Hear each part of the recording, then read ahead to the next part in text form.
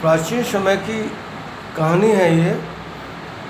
श्रवण कुमार नाम के राजकुमार की। उनके माँ बाप जो थे उनको कोई औलाद नहीं हुई थी, तो उन्होंने जब इसके लिए प्रयास किया तो वरुण देव ने कहा कि आप दोनों जने अपनी आँखें हमको दे दो, आपको हम संतान प्राप्त करा देंगे। और उन्होंने खुशी खुशी दोनों जनों ने अपनी आँखें वरुण देव को दे दी। उसके बाद श्रवण कुमार का जन्म हुआ।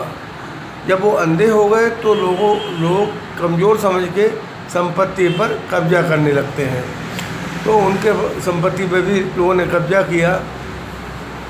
धीरे धीरे जब श्रवण कुमार बड़े हुए तो उनका विवाह भी हो गया, लेकिन वो जो उनकी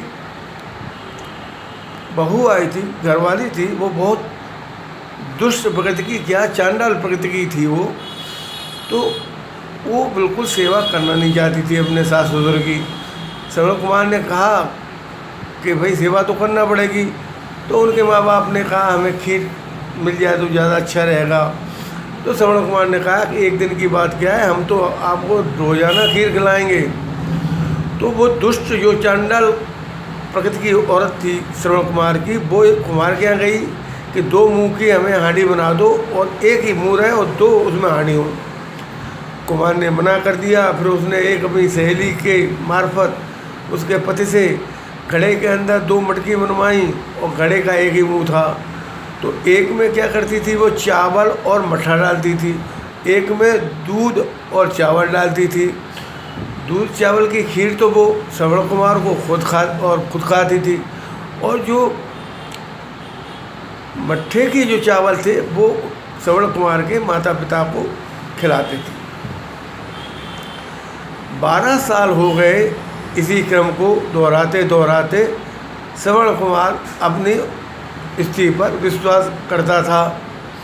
एक दिन उसने माँ बाप को पूछा कि आपको खीर कैसी लग रही है, रोज़ाना हम खीर आपको खिला रहे हैं, लेकिन आप दुबले पतले क्यों हो रहे हैं, ये समझ में नहीं आया मुझे। तो उन्होंने कहा कि हमें तो मठा के चावल दिए जाते हैं, 12 साल हो गए खाते खाते। तो बोले माँ आप सही कह रही हैं, लेकिन मैं तो आपको थाली परोस के लाता हूँ। बोले कुछ भी सही। बोले नहीं आप झूठ बोल रहे हैं माँ बाप। तो बोले तुम सही, तुम्हारी स्त्री सही, हम यही खाते रहेंगे, चलो हम झूठे ही सही। तो श्रवण कुमार ने, जो माँ बाप के बहुत भक्त थे, उन्होंने एक दिन जब चारों थाली परसी थी तो अपनी और अपनी स्त्री की थाली उठा के माँ बाप को दे दी। स्त्री बेलन लेके गुस्सा होती हुई श्रवण कुमार पर वो थाली उठा लाई। बोले अपनी जूठी थाली में क्यों खिलाएंगे, उनको अपनी थाली में उनको। श्रवण कुमार भी कम नहीं थे, लड़ाई झगड़ा किया और उन्होंने 2 खीर की थाली थी वो अपने माँ बाप को खिलाई। तो पूछा क्या है बेटा, ये तो खीर है, 12 साल बाद खाने को मिली है, अभी तक तो वो मठे की चावली खाते रहे। जब वहाँ जाके श्रवण कुमार ने चेक किया तो सत्यता का पता चला। जब सत्यता का पता चला तो उन्हें बहुत दुख हुआ। श्रवण कुमार अपने एक दोस्त की मदद से इस औरत के हाथ पर बांध के जंगल में डाल आए। उसका जो हाल हुआ वही जाने। और माँ बाप को कांवर में बिठा के तीर्थ यात्रा के लिए चलने लगे। तो सब तीर्थ घूमते हुए जब अयोध्या में आए सरयू किनारे, तो माँ बाप को प्यास लगी। उन्होंने लोटा लेके सरयू में जल भरने गए। उस समय दशरथ राजा जो थे अयोध्या के, वो शिकार पर थे, सप्तवेदी बांध के लिए मशहूर थे।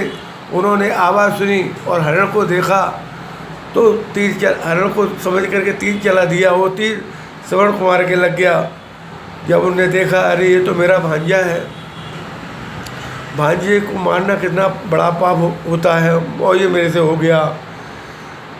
श्रवण कुमार ने कहा अब मैं बचूंगा नहीं, आप मेरा तीर निकालिए और हमारे बूढ़े माँ बाप को पानी पिला दो।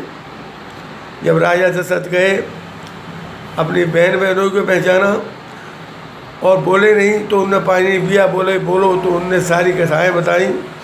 सारी कथा बता के उन्होंने कहा अब तुम श्रवण कुमार की चिता में आग लगा दो और हमें उनके पास ही बैठा दो। राजा दशरथ ने चिता बनाई, श्रवण कुमार को लिटा के आग लगा दी। दोनों माँ बाप जिंदा चिता में जलने लगे। तो उन्होंने श्राप दिया कि भाई जिस तरह से हम अपने पुत्र की मौत पर दुखी होके अपनी जान दे रहे हैं, इसी तरह तुम्हें भी ये जान देना पड़ेगी, तुमको भी ये दुख भुगतना पड़ेगा। तो अनजाने में राजा से गलती हुई थी, लेकिन दुख सबको होता है। तो श्राप दिया और वो श्राप राजा को लगा।